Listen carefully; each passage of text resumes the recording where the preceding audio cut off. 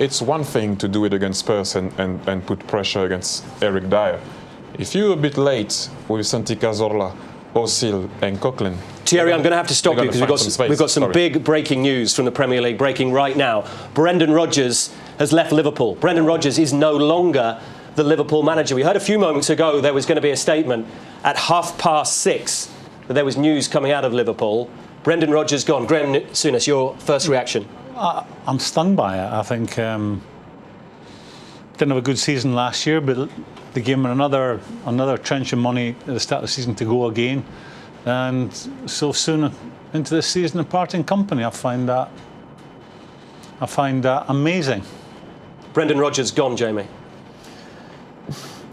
It hasn't gone well for him this season. He needed to make a good start to the season because he was maybe fortunate in terms of staying on at the end of last season. A lot of the staff moved on, so the new staff come in.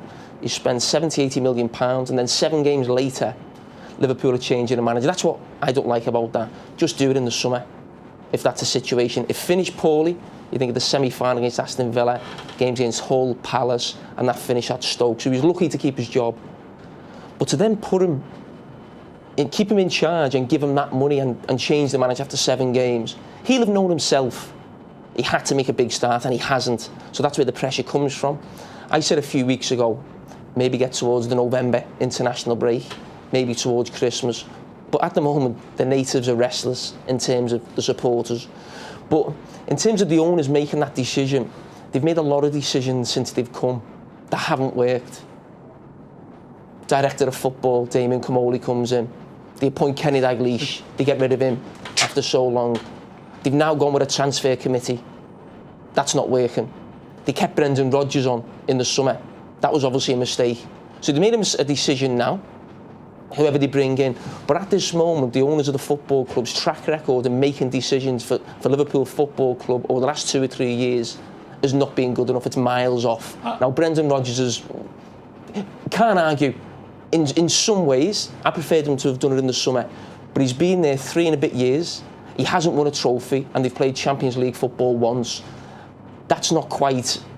It's not good enough for Liverpool. But in that's why they've changed. In that time, in his defence, he's had teams always compared to when they overachieved massively, when they nearly won the league and finished second. He's had best players taken off him as well, in particular Luis Suarez. There'll be plenty of sympathy out there as well, won't there? Maybe there will, but when you've lost those players, they've then reinvested the money. I don't think Brendan could say he hasn't had enough money to spend, nearly £300 million, and very few of those players have gone on now. But the situation Liverpool find themselves in now, it's not just for Brendan. This has been going on for a long time. Even when I was there, we talk about how long Arsenal have gone without trophies. Liverpool have won 1 Carling Cup in 10 years. Now, Liverpool are becoming Tottenham. Think they're a big club, but the real big clubs are not too worried about them, who they buy, what they're going to do. That's the situation that's become for Liverpool. Even when I was there towards the end, I'm not just blaming Brendan Rodgers and this set of players.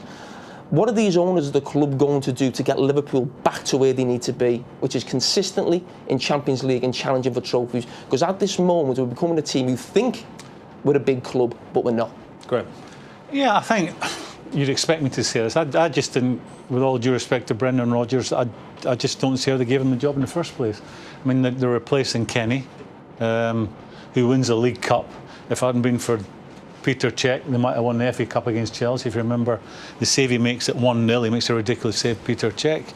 I think what Liverpool have become under these owners, and you're right, I think they go out and buy the best young players, hoping they'll develop them into good players or top players and sell them at a profit. It hurts me to say this. I think Liverpool have become a selling club. When was the last time they went out and bought the finished article? Would Benteke be deemed the finished article? You know, the teams that go out and buy the finished article are, funnily enough, it's Man United, it's Chelsea, and it's Man City. And what do they have in common? They win the Premier League. So I'm amazed by the story. I'm amazed by the story. And I'm not sure which way it'll turn now.